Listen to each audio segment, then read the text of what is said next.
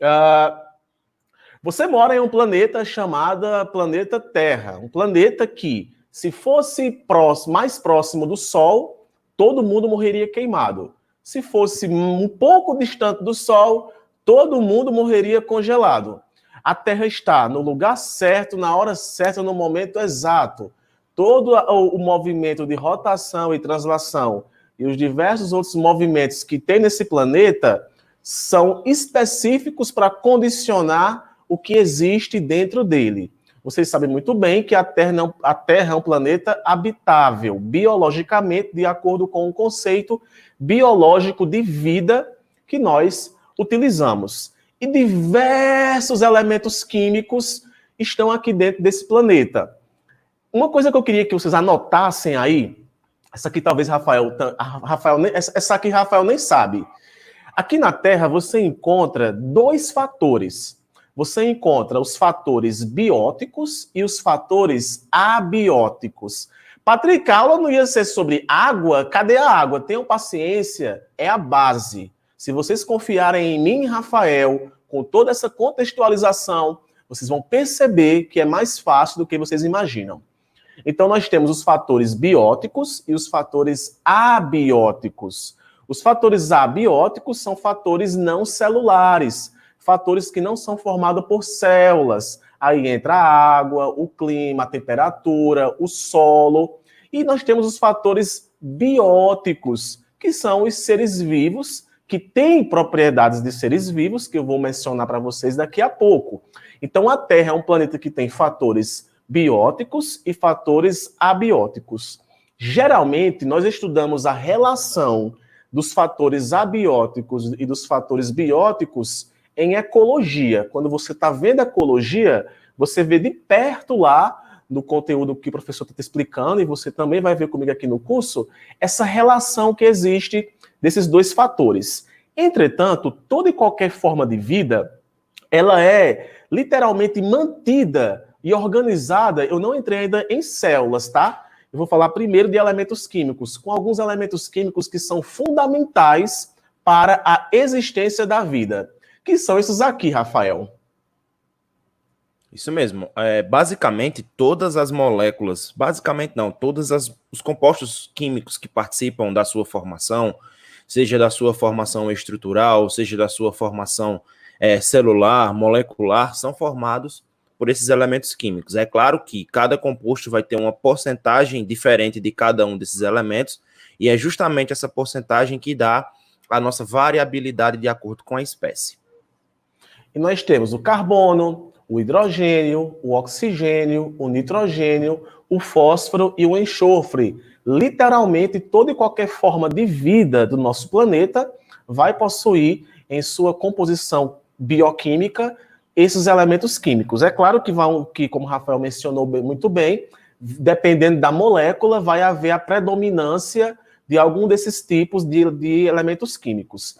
É bem provável que você já conheça o carbono, é bem provável que você conheça o hidrogênio e o oxigênio, e as moléculas que esses compostos podem formar a partir de ligações covalentes com outras moléculas, ou até mesmo entre esses elementos químicos. Mas a gente vai estar mencionando isso daqui a pouco. Então, a Terra ela é mantida a partir de fatores bióticos e fatores abióticos, como eu falei para vocês.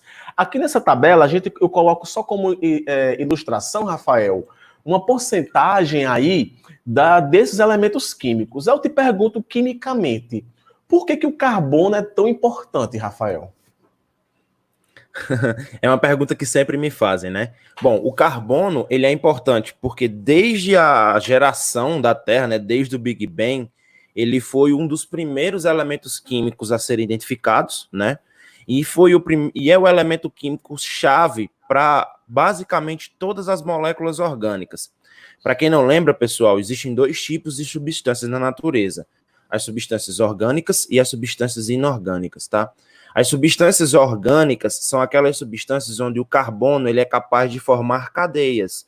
Ou seja, o carbono ele pode se ligar a vários outros átomos de carbono. E aí é importante para a composição de carboidratos, proteínas, vitaminas, uma série de compostos bioquímicos que participam aí do nosso metabolismo, né, da nossa constituição. E os compostos inorgânicos são aqueles compostos que não apresentam o carbono na formação de cadeias, mas também são compostos importantes. E aí, Patrick, um dado legal é que os compostos orgânicos, eles constituem cerca de 98% de todas as moléculas do planeta. Então, é justamente nesse ponto em que a gente estabelece a importância do carbono. Além de que o carbono é importante para a datação de fósseis e de outros organismos que foram descobertos ao longo do tempo, tá? A questão do carbono 14, Rafael, eu sempre fico na dúvida. Como é esse lance de calcular a idade de algum tipo de estrutura a partir do carbono 14? Bom, é o seguinte, esse carbono 14, ele é um isótopo do carbono 12, né? Um dos isótopos do carbono. O carbono, ele tem basicamente dois isótopos importantes, o isótopo carbono 12 e o isótopo carbono 14. 12 e 14 são suas respectivas massas atômicas, tá? A importância do carbono 14 para a datação, Patrick, é a meia-vida dele. O que seria a meia-vida? É o tempo em que ele leva para cair sua quantidade ou sua concentração pela metade. Então, como é que a gente consegue estabelecer isso? Vamos lá, vamos imaginar que em determinado ponto do tempo, a quantidade de carbono de um ser vivo, a quantidade de carbono do ser vivo era, sei lá, 100 gramas de carbono, 150 gramas de carbono. Então, quanto tempo levou para esse carbono se degradar para chegar nas quantidades que nós temos hoje? Então, é justamente nesse ponto em que a gente usa a datação do carbono, através de estabelecimento da meia-vida dele. Então, a meia-vida é o tempo que ele levou para a concentração cair pela metade, e com base na concentração que nós temos hoje e que nós tínhamos anteriormente, a gente sabe quantos anos se passaram. Olha aí, né? Então, Rafael falou que dois grandes grupos de compostos estão na composição bioquímica das células, que a gente vai falar um pouco agora sobre essa questão, tá? Então, tem os compostos inorgânicos, que são compostos que os conceitos mudam de acordo com o tempo, tá? Compostos inorgânicos, que são compostos que não têm carbono, a água e os sais minerais. O composto orgânico, pessoal, ele vem de organismo. Isso significa que, anteriormente, achava-se que apenas organismos poderiam produzir esses compostos orgânicos, quando hoje, na verdade, diversos compostos orgânicos já podem ser feitos de forma artificial em laboratório. Proteínas, enzimas, aminoácidos já podem ser construídos de forma artificial em laboratório. O que é impossível fazer hoje é uma célula do zero. Não é só pegar a água, o sal mineral, né, Rafael? O carboidrato, o lipídio, a proteína, a vitamina, o ácido nucleico, juntar e vir uma célula. Não. Existem aí propriedades que, de fato, nós ainda temos limites para fazer. Mas eu não duvido que a ciência vai conseguir produzir células de forma 100% artificial. Bota fé, Rafael, que isso possa acontecer com o tempo. Bota fé. Para vocês terem uma ideia, alguns corpos celestes que já foram aí encontrados no nosso universo, a partir de sondas que foram mandadas para o espaço, se encontrou nesses corpos aminoácidos, os mesmos aminoácidos que se encontram na composição de nossas células. Por isso que é interessante a gente entender hoje como funciona o campo da exobiologia, da biologia das formas de vida que podem existir fora do nosso planeta. Então eu tenho o carboidrato, o lipídio, a proteína, a vitamina e o DNA e o RNA, que são ácidos nucleicos. E interessante, pessoal, é que cada um desses compostos eles têm função específica, mas eles são interdependentes, um depende do outro. O carboidrato depende do lipídio, o lipídio depende do carboidrato, a proteína depende do lipídio do carboidrato. As vitaminas, que é uma classe de composto que, dependendo da natureza, pode ser proteína, pode ser um peptídeo, pode ser um lipídio. E os ácidos nucleicos, que é o manda-chuva, né? Todas as informações genéticas aí que existem dentro de uma célula, quem é responsável por isso são os ácidos nucleicos. E essas moléculas aí, esses compostos, ou melhor, se reúnem e formam o que você conhece como célula, que significa pequeno compartimento. A gente vai ver uma aula sobre a origem da vida e a gente vê hoje essa imagem aqui belíssima de uma célula, mas nem sempre foi assim, tá, pessoal? Essa imagem aí é uma ilustração, é claro, e Graças ao avanço da ciência e da microscopia eletrônica, hoje a gente consegue localizar várias organelas e moléculas dentro da célula. Mas aqui para nós é muito difícil. Assim, ó, falar de água, sais minerais, carboidrato, lipídio, ácido nucleico, proteínas, aparentemente parece que é algo muito simples. Tipo, tu coloca os olhos no microscópio e tu já vai lá enxergar. Eita, ali é uma proteína. O nosso amigo Rafael, ele pode comentar o seguinte, ele trabalha com proteínas. E literalmente, Rafael passou 2 anos no mestrado.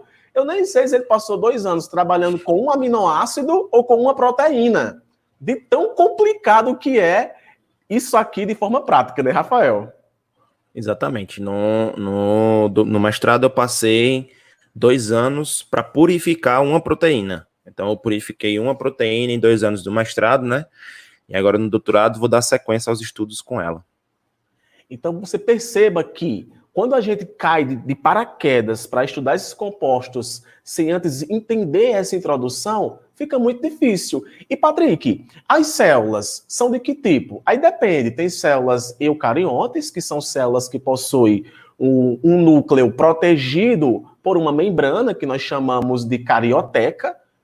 Tudo que tem dentro da célula, a natureza parte de compostos orgânicos e inorgânicos, inclusive essa carioteca, que é rica em lipídios e proteínas. E nós temos as células procariontes, que são células que têm a ausência dessa carioteca. O material genético fica disperso no citoplasma. Então, seja célula procarionte, seja célula eucarionte, são células formadas pelas mesmas moléculas, tá? O que você tem, uma bactéria tem, beleza? O que você tem, um gafanhoto tem.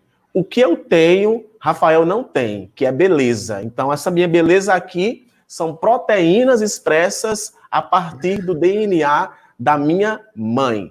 E olha só, já ensinei para vocês aqui uma coisa. Proteína, expressão de informação de DNA. Então, olha só como tudo está interligado. Então, aqui você vê umas proporções aí que também dependem muito da célula. 70% de água, 2% de sais minerais, 3% de carboidrato, 2% de lipídio, 7% de ácidos nucleicos, 17% de proteínas. Repare que 2 compostos têm predominância, a água e as proteínas. E nessa outra imagem que eu coloquei diversos seres vivos. Porque, Rafael, os estudantes, olha para mim, estudante, olha para mim. Ser vivo não é só cachorro e gato, não, minha gente. Ser vivo, ele tem de várias formas, inclusive formas unicelulares, formados por uma única célula. Então vai existir uma infinidade de seres vivos, bactérias, fungos, protozoários, algas, aí vem as plantas, aí vem os diversos grupos de animais. Nessa imagem aqui que eu coloquei, literalmente quase tudo aqui é animal, porque justamente criou-se a convenção que ser vivo só são os animais, quando na verdade não são, tá? Então olha só, esse aqui é o ser vivo mais lindo da face da Terra. Rafael, contemple aí o ser vivo mais lindo da face da Terra e o que é que torna um ser vivo um ser vivo. Anotem isso daqui, vocês poderem entender a função da água, dos compostos orgânicos, quando você entender coisas que acontecem com o ser vivo que torna ele um ser vivo. E eu vou colocar aqui, vou pegar Rafael de surpresa e ele vai ter que explicar a química e a biologia desse negócio. Homeostase, Rafael. Todo ser vivo tem que ter homeostase. Na minha cabeça, quando fala de homeostase, é logo atividade renal. Por quê, Rafael? Porque a homeostase, para quem não lembra, pessoal, a homeostase é um equilíbrio que deve existir dentro do seu organismo. Então, todos os seus sistemas fisiológicos, né, gastrointestinal, cardiovascular, respiratório, eles devem partir de um equilíbrio.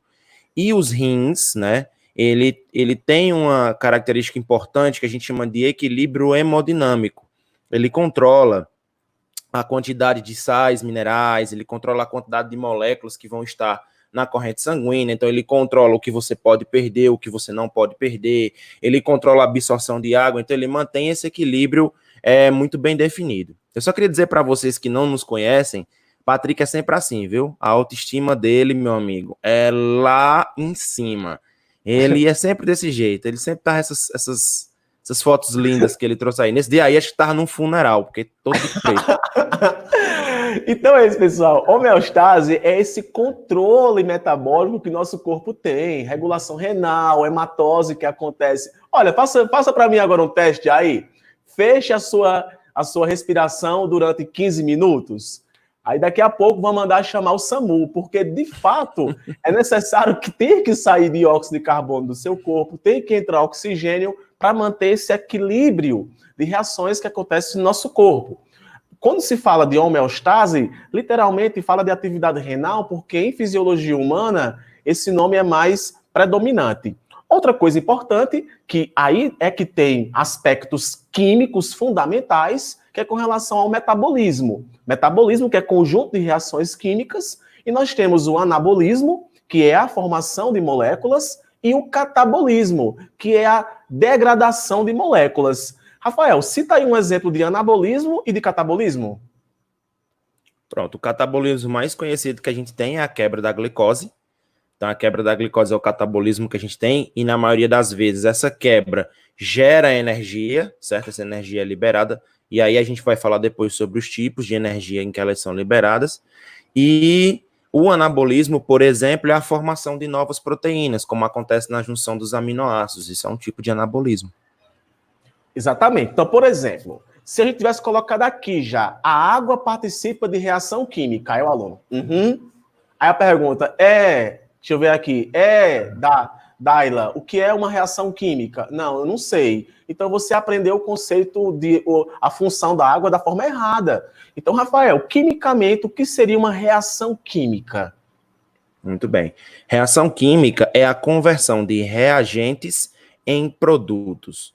Nós vamos ter duas substâncias que vão reagir, duas ou mais substâncias que vão reagir, tá? Para formar novos produtos. Esses produtos que são gerados, pessoal, não é um toque de mágica, não. Não é o Mr. M que vai aparecer e vai dizer assim, pronto, tá aqui as moléculas para vocês. Não. Ela vai partir dos reagentes, onde esses reagentes vão sofrer reestruturações e formar novos produtos, ou seja, quebra de ligações químicas, formação de novas ligações químicas. E aí, numa aulinha de química que a gente vai ter, eu discuto com vocês como é que essas equações elas são balanceadas, tá bom?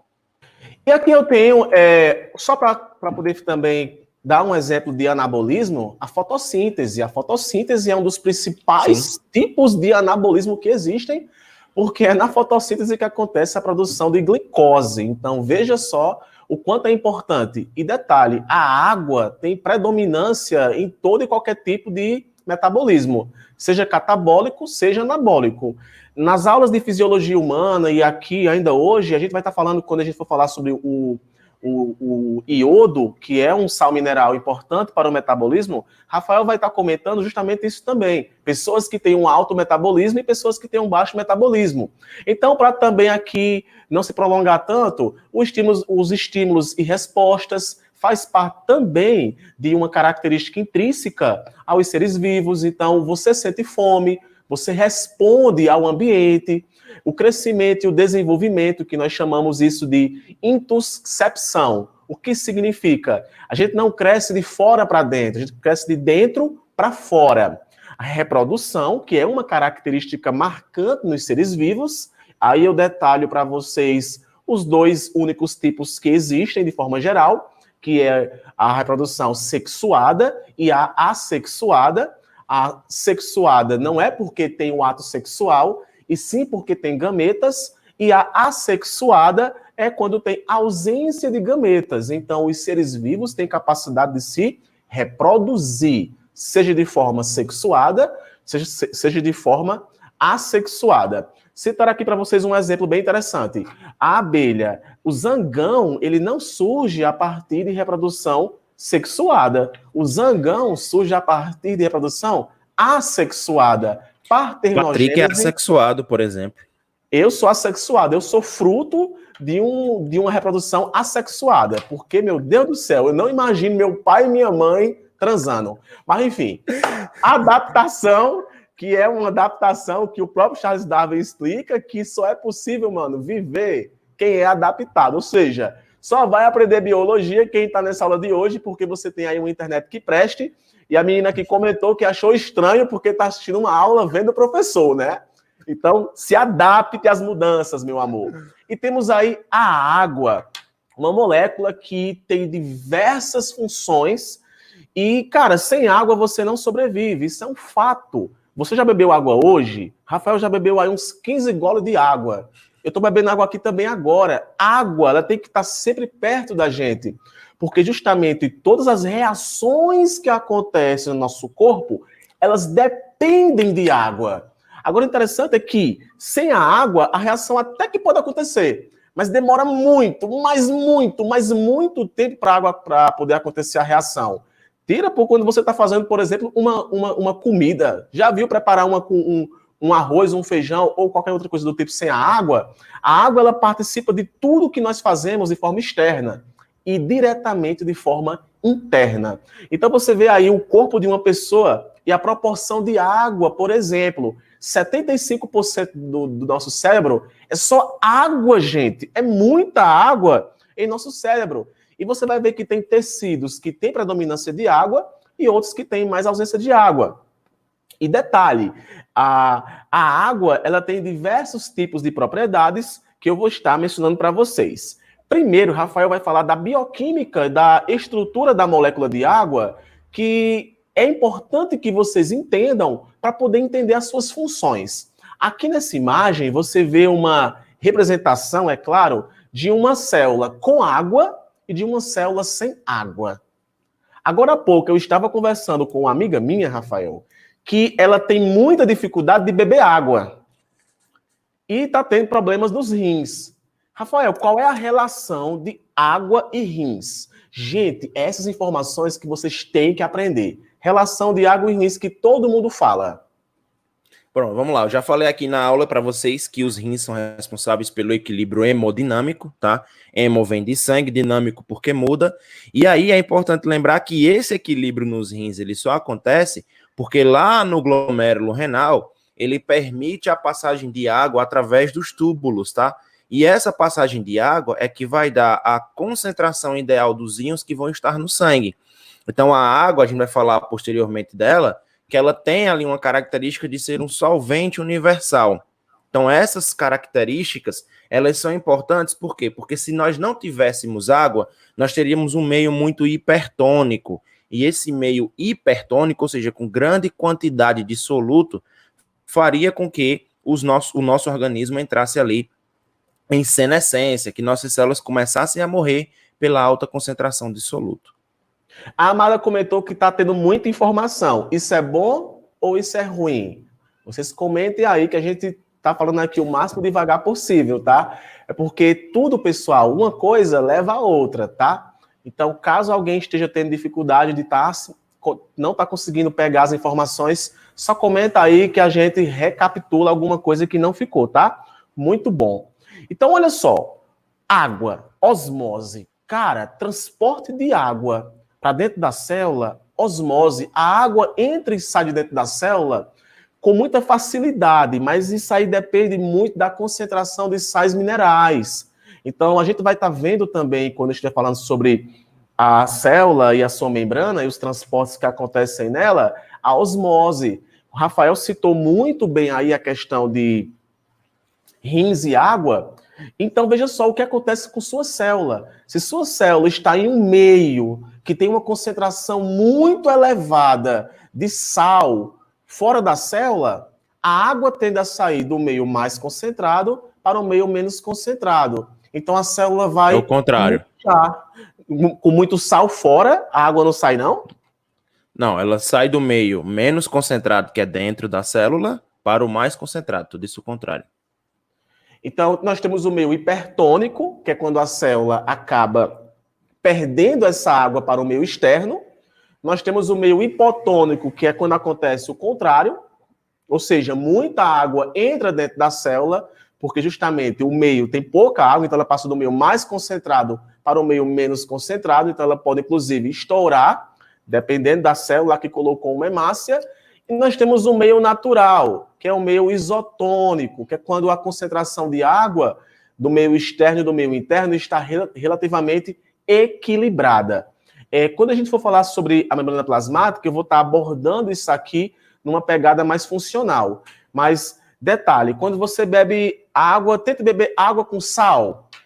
Quando você bebe água com sal, ou quando você come, até mesmo quando você come alguma coisa, você sente sede, porque muita água sai de dentro da célula para fora da célula. Então você acaba tendo a ausência de água e vem aí a sensação de sede, ok?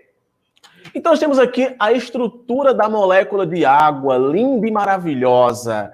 Meu amigo Rafael, H2O, explica pra gente isso daí, estruturalmente, quimicamente, essa molécula, mano. Bom, antes de falar sobre a água, eu vou só responder uma pergunta aqui da Laís, que ela colocou aqui no chat. Como a gente prometeu, a gente vai responder as perguntas de vocês, tá? Ela perguntou assim: em que parte do glomérulo renal ocorre a reabsorção de água? Laís, quando eu citei glomérulo renal, eu não quis especificar o néfron, tá? Porque se eu falasse do néfron, eu ia ter que falar de todas as partes do néfron: túbulo contorcido proximal, alça de Henle, túbulo contorcido distal, e aí vai. Mas, de maneira geral, na cápsula de Bowman, que onde fica dentro dele o glomérulo renal, praticamente em todas as partes do néfron, né, existe a reabsorção e o controle de entrada e saída de água. Porém, esse controle de entrada e saída de água, ele é mais importante na alça ascendente da alça de Henle, na parte ascendente da alça de Henle, onde geralmente tem troca entre sódio e cloro nessa alça, tudo bem? Espero ter respondido aí a tua pergunta. E essa troca de sódio também é importante para a regulação de pH. Exatamente. A gente vai falar disso quando a gente estiver em fisiologia, tá? Não se preocupe. Então, a estrutura da água, ela é muito importante porque, vamos lá, primeira coisa que você precisa lembrar, os compostos, quando eles são formados quimicamente, eles são formados através de ligações atômicas. Essas ligações atômicas são ligações entre átomos. E qual é a importância dessa ligação entre os átomos? Os átomos, quando eles formam essas ligações atômicas, eles vão adquirir estabilidade. E essa estabilidade se dá porque a energia atômica diminui. Então, vamos lá. Quimicamente falando, tudo que tem muita energia é instável, é difícil de controlar, tá? E aí, os átomos, para conseguir diminuir essa energia, eles formam ligações químicas, beleza? Essas ligações químicas, elas são atômicas, porque são entre átomos, tá?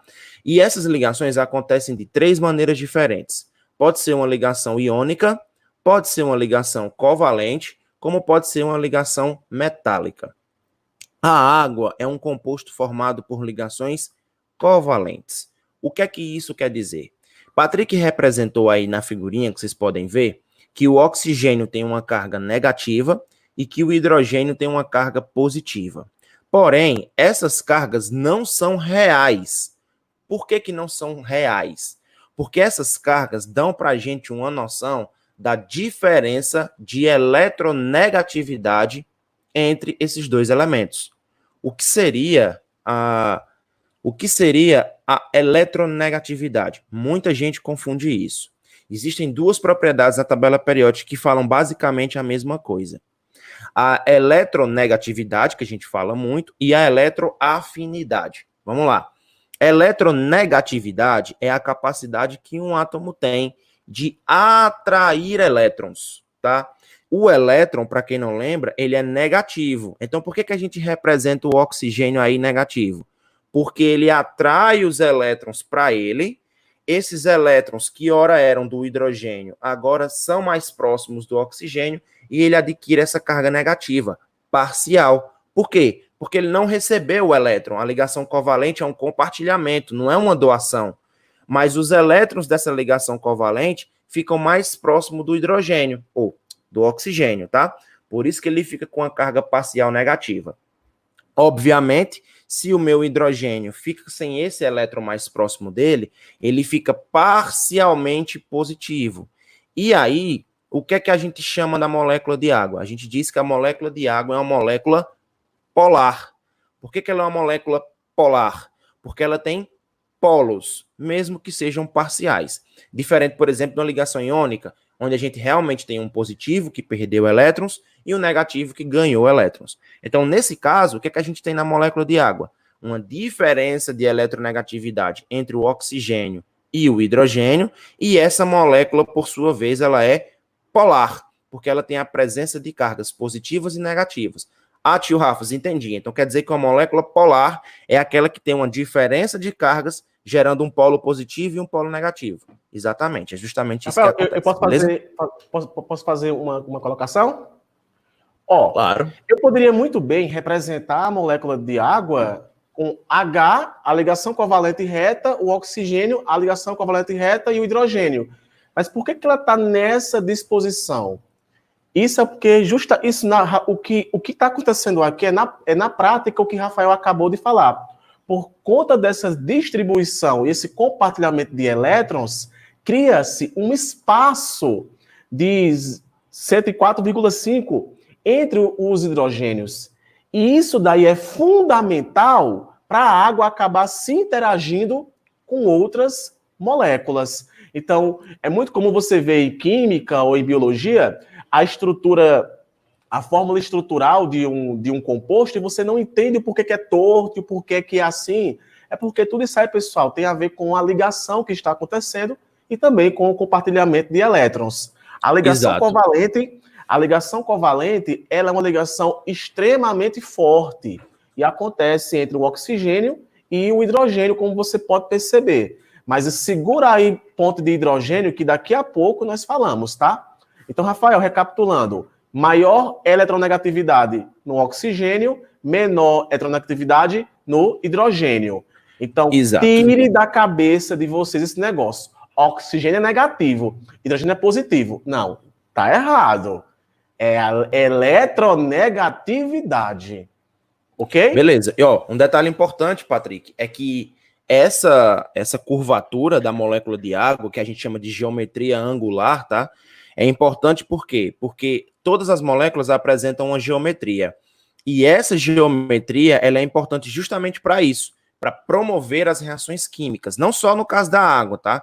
Moléculas que têm geometrias desfavoráveis, elas dificultam as reações químicas. Beleza? Como vocês podem ver na imagem aí, nós temos uma molécula de água ligada-se a outra molécula de água, por meio de nós chamamos de ponte de hidrogênio, que é uma ligação temporária, ela tem picosegundos que chama, né, Rafael? Uhum. A duração de uma ligação. Então, as moléculas de água, por isso que ela tem tanta versatilidade, ela se liga de uma molécula e liga para outra muito rápido. As pontes de hidrogênio, elas não se permanecem, a não ser em um estado específico da matéria. Mas o nome da ligação que acontece entre as moléculas de água é a ponte de hidrogênio. Rafael, essa imagem que eu coloquei aí, eu quero que você explique para a galera o quanto a ponte de hidrogênio, a ligação covalente é difícil de ser quebrada. Olha a energia que tem que existir para poder quebrar uma ligação covalente. Exatamente. As ligações interatômicas, pessoal, entre os átomos, no caso de ligação iônica covalente metálica, elas são muito fortes. Enquanto as ligações intermoleculares, que uma delas é a ponte de hidrogênio, elas são ligações fracas. Mas preste atenção nisso, ó, note isso. Entre as ligações intermoleculares, a ponte de hidrogênio é a mais forte. É justamente por isso que a água tem características especiais, porque essas pontes de hidrogênio conferem características à água que só ela tem, beleza? Então, essas pontes de hidrogênio são importantes para quê? Para manter a coesão das moléculas. As moléculas, por estarem ligadas através de pontes de hidrogênio, embora sejam ligações fracas, mas entre elas é a mais forte, essas pontes de hidrogênio dão essa característica dinâmica à água. E olha que bacana ali a quantidade de energia que é para poder, por exemplo, desprender uma ponte de hidrogênio. É pouca energia. Então, a água ela pode acabar mudando de estado ou pode também, inclusive, uma molécula de água se ligando com a outra justamente porque a quantidade de energia para que isso aconteça é muito menor. Então, ela acaba sendo uma molécula dinâmica, permite a solvatação, que é a interação da molécula de água com outras moléculas, como, por exemplo, uma proteína, solvatação, cria um ambiente catalítico, que isso aí já vai estar dentro aqui das interações. E nós temos a interação polar, que é quando a água interage com moléculas que têm natureza semelhante à dela, e moléculas apolares, que são moléculas que têm repulsão à molécula de água, inclusive moléculas que não têm carga elétrica. Então, Rafael, aqui nós temos uma interação polar, a água dissolvendo o sal, e nós temos uma interação apolar. Desmistifica esse demônio aqui para a galera. Bom, vamos lá. Quando você tem uma substância polar se solubilizando com outra polar, elas interagem muito bem. Por quê? Porque ambas têm cargas positivas e negativas. O positivo de uma vai interagir com o negativo da outra, e vice-versa. Nas interações apolares, as moléculas apolares, elas não têm essas cargas, tá? Então, as moléculas apolares, para se manterem estabilizadas no meio, elas adquirem formas. Essas formas podem ser arredondadas, como nós chamamos de micelas, onde a parte polar interage com o meio, que também é polar, enquanto a parte apolar fica para dentro. Então, por isso que quando você coloca, se você faça esse teste aí na sua casa, pegue um copinho de água e pingue algumas gotas de óleo, você vai perceber que com o passar do tempo elas vão coalescer, ou seja, elas vão formar uma única estrutura, porque essa estrutura junta, ela é mais energeticamente favorável na interação apolar. Na interação polar, não. A molécula se solubiliza facinho, porque como ele tem cargas opostas, essas cargas se atraem umas pelas outras e rapidamente ela se solubiliza. Tu não dá uma explicação dessa. Parece que as moléculas, galera, elas têm inteligência. Assim, Parece porque mesmo. Rafael citou o caso aí do óleo. Então, o óleo, por mais que tenha lá ácidos graxos, o próprio ácido graxo, ele tem uma parte polar muito pequena. A gente vai estar comentando isso amanhã. Mas a predominância é uma parte apolar. Então, a molécula da água tenta ao máximo se interagir com essa parte que é polar do ácido graxo. Só que acaba não conseguindo tanto. E com o passar do tempo acontece isso que Rafael falou. Mas olha só, não é porque você não dissolve na água, você vai tomar banho, você acaba não dissolvendo, que você, por exemplo, pode passar muito tempo na água, não. O nosso corpo ele é formado por células. Existem lipídios, por exemplo, em nossas membranas. E graças a isso é que você não acaba dissolvendo na água. Então, a interação polar, o cloro e o sódio, que tem cargas elétricas, elas acabam também interagindo com as moléculas, os elementos químicos existentes no oxigênio. Por exemplo, o sódio acaba interagindo com o oxigênio, o cloro acaba interagindo com o hidrogênio, tá? Então, nós temos aqui as propriedades da água, que são propriedades que, literalmente, nós já mencionamos aqui todas, através de exemplos bem práticos. Alta tensão superficial, que é justamente criado por essa ligação de ponto de hidrogênio entre as moléculas de água. Quimicamente, a gente fala que é muito simples de quebrar uma ponte de hidrogênio, mas Rafael falou bem que em relações intermoleculares acaba sendo uma ligação muito forte. Capacidade de dissolução, ou seja, dissolvem compostos. Por isso que nós temos aí o famoso água é o solvente universal. Rafael, todo solvente é água? Não. Existem, e é uma pergunta muito interessante, todo solvente, ele está em maior quantidade em uma solução, mas nem todo solvente é água, não. A água é o que mais se utiliza, tá? Mas na maioria das vezes, essa característica vem com a solubilidade em água. Porém, existem outros solventes. Lipídios, por exemplo, podem atuar como solvente. Aí nós temos o alto calor específico, o alto calor latente de vaporização e o alto calor latente de fusão, que literalmente é a mesma coisa, mas com especificidades. A água, ela tem alto calor, ou seja, ela precisa adquirir muito calor para poder mudar lentamente de temperatura. Isso é bem importante para você sobreviver. Já pensou se você evaporasse com 20 graus? Era muito complicado sobreviver aqui no nosso planeta. Então, a água, ela tem um alto calor específico, então ela precisa absorver muito calor para mudar lentamente de temperatura. Aí nós temos o alto calor latente de vaporização, que é quando a água acaba passando do estado líquido para o gasoso, e o de fusão. Fusão é o que mesmo, Rafael? Estado sólido para o líquido ou líquido para o sólido? Exatamente. Não, do sólido para o líquido. O líquido para o sólido é solidificação. Beleza? Aqui nós temos um exemplo de tensão superficial, um animal andando sobre a água justamente porque não conseguiu quebrar essas ligações que acontecem entre a molécula de água. Nós temos aqui a capacidade de dissolver substâncias, no caso, substâncias polares. Rafael explicou lá como se dissolve o cloreto de sódio, que é dissolvível em água. Então, a água vai acabar interagindo com esse composto, podendo dissolvê-lo.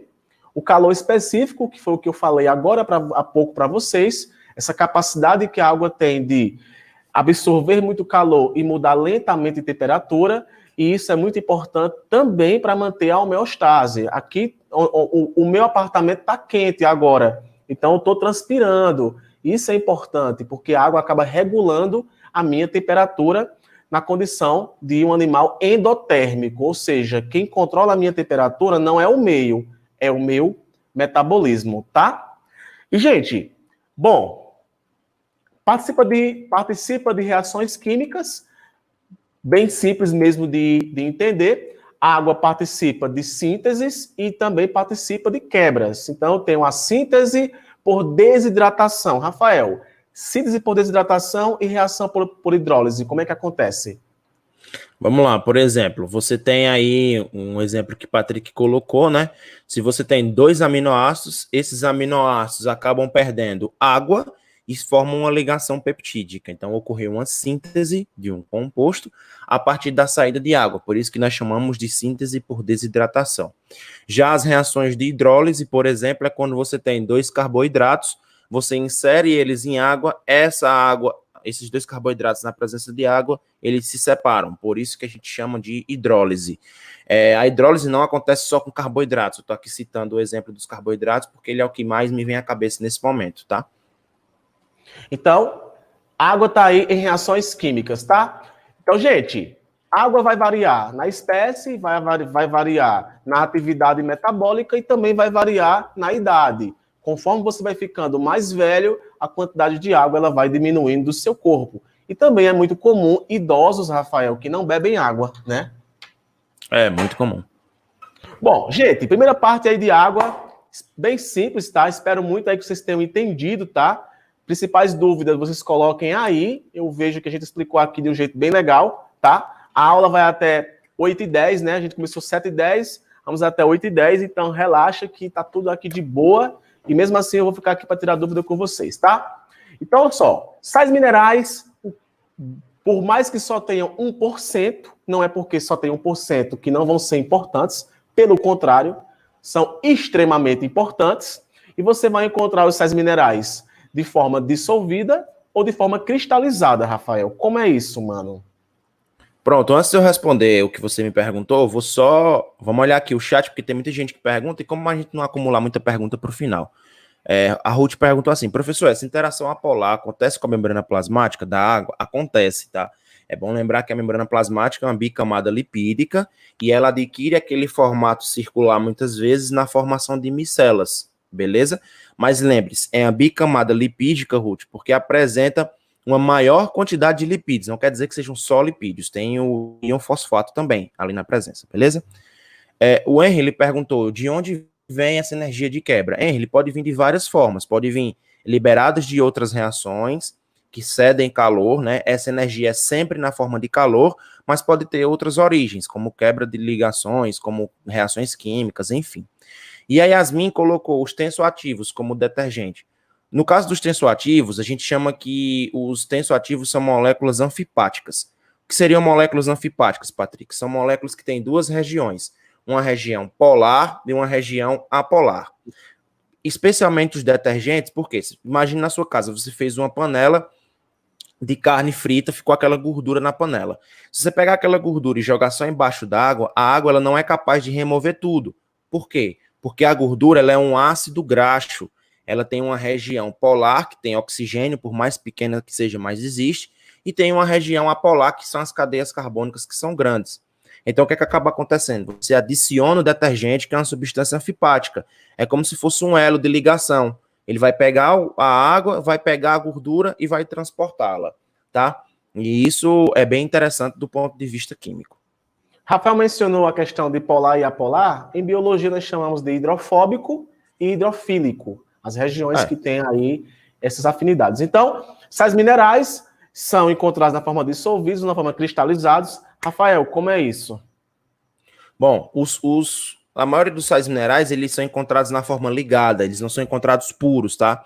Então, esses cristais que são formados muitas vezes, eles são energeticamente desfavoráveis, eles são amorfos, a forma não dá para a água entrar dentro do cristal, e aí ele não consegue se dissolver no meio.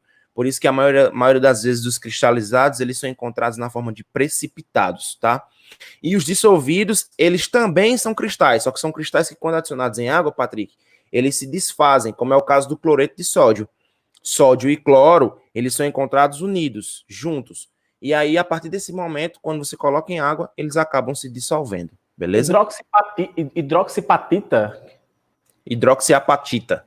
Apatita, que faz parte dos ossos, não, dentes. Ossos e dentes. Ossos e dentes, né? Então, são cofatores, ou seja, eles participam de reações químicas, tá? Ou seja, assim como as vitaminas, que são cofatores enzimáticos, os sais minerais também são cofatores inorgânicos. Agora, detalhe, gente, não são fontes de energia. Sal mineral não é fonte de energia. Existe uma multiplicidade de sais minerais que podem ser encontrados na forma iônica ou na forma de sal. Rafael, como seria essa forma iônica de uma forma que seja entendível?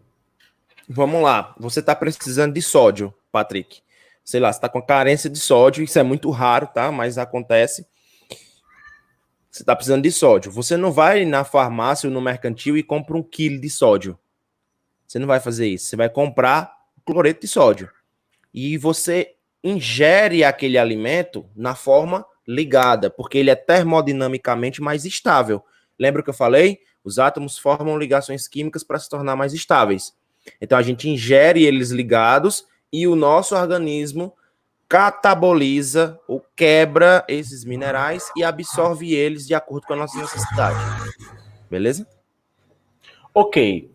Então, gente, nós temos aqui os macrominerais, os microminerais, eu vou estar mencionando aqui para vocês agora.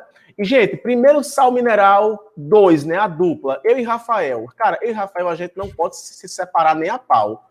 Sódio e potássio. Sódio e potássio, gente, 2 sais minerais que estão ligados diretamente à transmissão de impulsos nervosos e também à contração muscular, que também vai ser importante justamente por causa dessa polarização e repolarização que vai estar acontecendo na membrana das células. Geralmente, o sódio, ele é um sal mineral encontrado em maior quantidade no meio extracelular. O potássio é encontrado em grande quantidade no meio intracelular. Só que esses 2 elementos químicos tendem a ficar entrando e saindo dentro da célula, para justamente acontecer um mecanismo biológico muito importante, que são as sinapses. As sinapses, que são as comunicações que acontecem entre os neurônios, que acontece justamente por conta da transmissão do impulso nervoso. Essa transmissão do impulso nervoso, vocês têm dimensão da importância do sódio e potássio? A transmissão do impulso nervoso, a gente vai estar vendo isso em sinapses, acontece justamente por essa movimentação de sódio e potássio para o meio externo e para o meio interno de dentro da célula, criando o que nós chamamos de polarizada, que é quando a parte externa está positiva e a parte externa está mais negativa, e acontece uma despolarização. A parte externa fica mais negativa, a parte interna fica mais positiva. Parece meio complicado de entender isso, mas é para vocês perceberem que a diferença de cargas elétricas proporciona a transmissão do impulso nervoso. E o sódio e o potássio acabam sendo fundamentais para que isso aconteça. Alguma colocação, meu querido gafanhoto? De sódio e potássio? Pois agora fala para a galera aí de cloro, mano. Cloro. O cloro ele é importante também em algumas transmissões nervosas, tá? alguns medicamentos, como é o caso dos benzodiazepínicos, que são aqueles medicamentos como clonazepam, que vocês conhecem como Rivotril, eles agem em canais de cloro. Então, o cloro ele é importante também no sistema nervoso central, em algumas transmissões nervosas específicas, especialmente a nível do sistema nervoso central, e também é importante para a formação do suco gástrico, tá? Então, ele tem em altas concentrações, juntamente com o hidrogênio, acaba formando o suco gástrico, que é importante aí para as nossas digestões químicas, tá? A digestão química que a gente realiza. Magnésio, muita gente aí não sabia, mas o magnésio ele é um cofator enzimático fundamental aí para a ocorrência de reações químicas. E, gente, duas informações que talvez você não soubesse. O magnésio está na composição dos ribossomos. Rafael, o ribossomo que tem duas... Olha só, pessoal, o ribossomo ele não é uma coisa, eles são duas subunidades que acabam se ligando. E adivinha quem é que liga... Não é quem liga, é quem faz com que os dois permaneçam juntinhos. O magnésio. Qual é mesmo o número das subunidades dos nossos ribossomos? 30S? 70S, 30S e 70S, se eu não estiver errado. Também formam a clorofila, um pigmento fotossintetizante, ou seja, lá nas plantas, não só nas plantas, mas também tem algas que têm clorofila, alguns tipos de cianobactérias que também têm clorofila, e vai estar também formando a clorofila. Então, veja bem, uma alimentação sem magnésio é uma alimentação que vai ter dificuldade do seu nucleolo fazer ribossomos. Ribossomos, que é uma organela importante para a produção de proteínas. Então, perceba que uma coisa sempre liga a outra. Os sais minerais de cofator do ciclo de Krebs. Vixe Maria. Os sais minerais podem ser cofatores do ciclo de Krebs? Diretamente, Henry, não, tá? Diretamente não. Eles podem auxiliar na formação de coenzima A, que vai ser um substrato direto para o início do ciclo do citrato, né? Que é o ciclo de Krebs. Mas indiretamente pode ser, mas diretamente não. Indiretamente, você vê indiretamente, esse nome para mim é complicado de dizer. Indiretamente falando, por exemplo, o ferro, ele acaba aí formando o citocromo e a ferrodoxina, que são moléculas que irão participar tanto de fotossíntese como de respiração celular.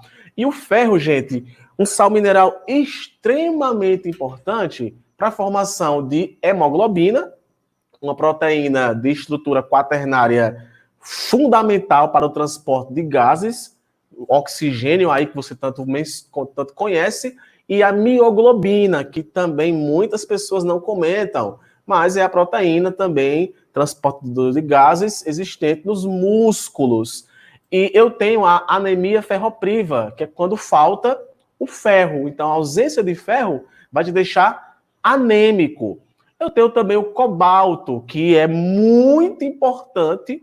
O cobalto que ele faz parte da composição da vitamina B12, e a vitamina B12 ela é importante para a maturação de hemácias. Aí eu tenho a cianocobalamina, que é a proteína, que é a vitamina B12 em si. Se caso não aconteça essa maturação das hemácias, você vai ficar anêmico. Aí eu tenho a anemia perniciosa. Se você nunca entendeu isso, agora você entendeu. Rafael, me diga aí, eu tenho que desenhar? Anemia ferropriva, não. Vai ter aí a ausência de ferro. A anemia perniciosa, exato. Olha essa relação. O cobalto, ele faz parte da composição da vitamina B12. A vitamina B12 é importante para a maturação das hemácias. Então, se eu não tenho a vitamina B12, eu não vou ter a maturação das hemácias. Se eu não tenho o cobalto, eu não vou ter a vitamina B12, tá? Outro sal mineral fundamental que nós também temos aqui é o cálcio. Cálcio que é um se sal liga. Mineral. Ana Luísa perguntou aqui se o nosso organismo produz todos os sais minerais. Ana Luísa, nosso organismo não produz nenhum sal mineral. Todos os sais minerais que a gente ingere são em decorrência da alimentação, tá? Ele pode ter reservas de alguns deles que são mais importantes, mas na maioria não, todos são a partir da nossa alimentação. Pois fale, pequeno gafanhoto, pequeno homem de cálcio. Fale aí do cálcio. Bom, o cálcio ele é importante em várias situações. Ele é importante na formação do ossos e dentes, como a gente já sabe, ele é um metal alcalino terroso, Então ele tem uma dureza e uma insolubilidade muito grande. Importante no processo de coagulação sanguínea, nós vamos discutir aqui a cascata de coagulação com vocês, que é super importante a presença do cálcio. Na contração muscular também é extremamente importante, ela é dependente de cálcio, né? Vocês já sabem disso. Mas tem uma informação que Patrick não sabia, e eu vou dizer para vocês hoje. A liberação de noradrenalina ou adrenalina nos neurônios é dependente de cálcio.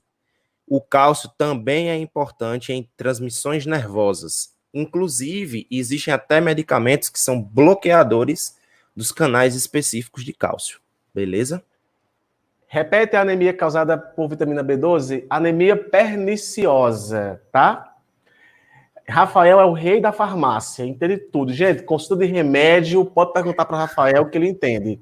Sim, cálcio fundamental aí, ó. O retículo sarcoplasmático é o nome do retículo endoplasmático dos músculos. O retículo sarcoplasmático, ele armazena cálcio para poder acontecer a contração muscular, que a gente não vai sintetizar aqui agora, mas é o deslizamento da actina sobre a fibra de miosina. E isso acontece justamente por conta do cálcio. Mano, que aula! Que aula! Transmissão de impulsos nervosos e o flu. Rafael, rapidamente aí fala da importância do flu na água, meu querido. Rapaz, o flu é muito importante na composição dos dentes. Na composição dos dentes, né? É muito importante também em processos relacionados a canais nervosos também. O flu também é muito importante. Eu li aqui o comentário de Marilene. Oi, Marilene, tudo bem? Obrigado por estar aqui, tá bom? E o flu é importante nesses processos, tá? Nesses processos, especialmente no nosso organismo. Um detalhe importante, Patrick, é que altas concentrações de flu são tóxicas. E isso vale não só para o flu, mas para a maioria dos sais minerais, tá bom? Rafael, perguntaram aí se os ossos não são... os dentes não são ossos? Pode perguntar. E aí, Matheus? Por que tu riu? Tá rindo de quê? Tem medo não, é? Minha gente, às vezes eu acho que meu dente é feito de ferro, viu? Porque não tem condição não. Eu já levei tanta pancada aqui no meu dente, ele nunca quebrou. Bom, quem perguntou foi o Isaac, né? Bom, Isaac, é o seguinte. Eles são calcificados, tá? São tecidos calcificados. Eles não são classificados como ossos porque eles não têm a estrutura óssea necessária. Como, por exemplo, os tipos e tal, tá? Fica tranquilo, Isaac, de boa. Eu ri porque Patrick olhou para minha cara com a cara de tipo assim, os dentes não são ossos. Aí eu fiquei esperando, eu não sei se era uma pergunta que ele estava fazendo para mim ou se era para eu responder. Não, relaxa. E Rafael, minha gente, é uma onda. Falando de cálcio também, gente, tem que lembrar também a questão de hormônios que também participam da questão de disponibilidade de cálcio no sangue. Aí tem a calcitonina, Sim. que é um hormônio que aumenta a concentração de cálcio do sangue, e Rafael, o nome do outro hormônio, pelo amor de Deus, é calcitonina e paratormônio. Paratormônio? Paratormônio. Paratormônio, que controlam aí a deposição de cálcio nos ossos e a remoção de cálcio dos ossos, colocando o cálcio no sangue. Iodo, grande hormônio não, porque o iodo faz parte desse grande hormônio, a triiodotironina e a tetroiodotironina, que é um hormônio que ele aumenta a eficiência do consumo de oxigênio, aumentando, portanto, o nosso metabolismo.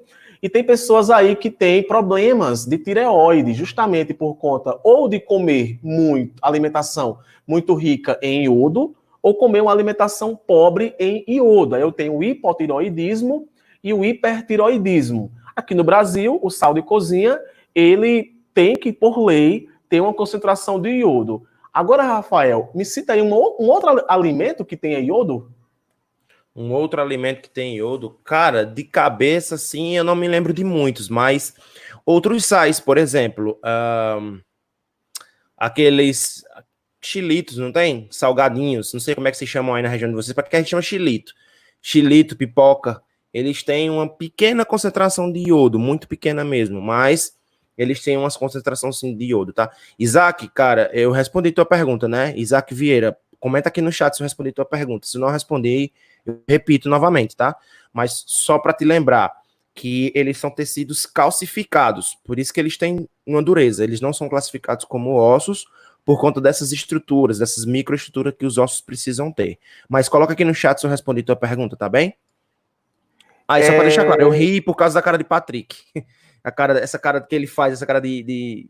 Eu não vou dizer o nome não, porque a gente está na frente dos alunos, mas depois eu digo no privado. Como acontece a absorção e regulação de cálcio? Então, é um feedback negativo existente entre dois hormônios, a calcitonina e o paratormônio. Um aumentando o processo de absorção de cálcio pelos ossos e o outro promovendo a remoção de cálcio nos ossos, que isso também está ligado diretamente ao osteoblasto e ao osteoclasto, que são células que vão estar na composição do tecido ósseo. Rafael, fosfato. Mira também perguntou aqui, ó, exemplo de cálcio para o impulso nervoso. Mira, é o seguinte, o cálcio, ele é internalizado nos neurônios pré-sinápticos, que produzem um neurotransmissor chamado norepinefrina, tá? Ele promove a fusão da membrana que armazena esse neurotransmissor com o neurônio para a liberação dele na fenda sináptica. Então, se não houver cálcio, essa norepinefrina fica ali dentro da vesícula e não sai, beleza? Todo alimento tem iodo? Não, todo alimento de origem maria contém iodo. Aí, que legal. Obrigado, Dedé, pela informação. Não sabia. Eu não sabia não dessa não. Particularmente não sabia não. Vou anotar aqui no meu caderninho. O iofosfato. Bom, o fosfato... Aí, ó, Paulo Júnior também falou, peixes marinhos. Bom, o fosfato, ele é importante nessa formação dos dentes, né, e tudo mais. A composição do ATP,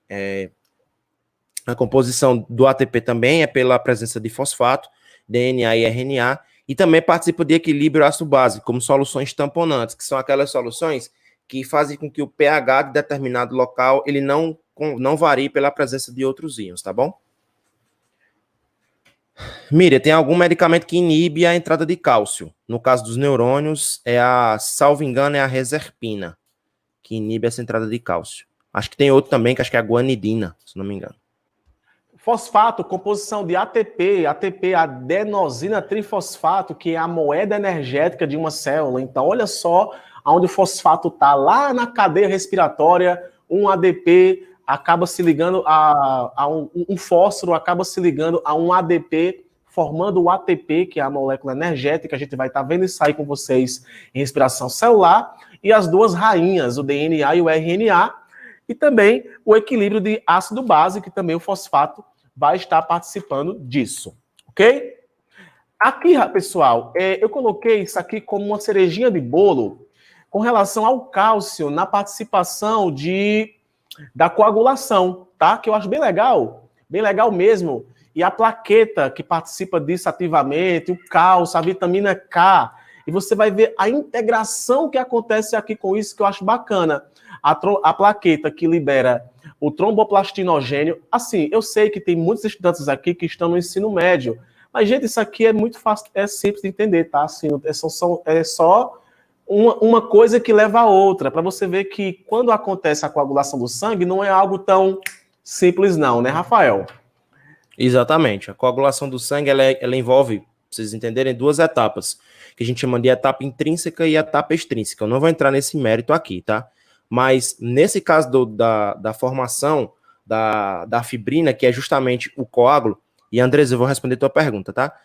A formação do coágulo, é importante lembrar que essa formação ela é dependente de cálcio e de vitamina K, beleza? Então, a ideia de você aprender a formação de um trombo, né, de um medicamento, vocês falam de medicamentos, a formação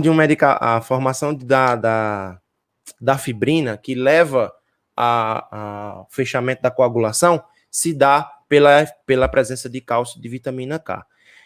Medicamentos que agem nessa cascata são a própria vitamina K, beleza? Que ela é utilizada em ambientes hospitalares, ela é utilizada como um medicamento coagulante, beleza? Porque atua diretamente nessa cascata na formação de trombina e posteriormente na fibrina, que são os coágulos. Tudo bem? Então aqui, pessoal, são uma cascata mesmo de reação, o tromboplastinogênio ativado fica a tromboplastina.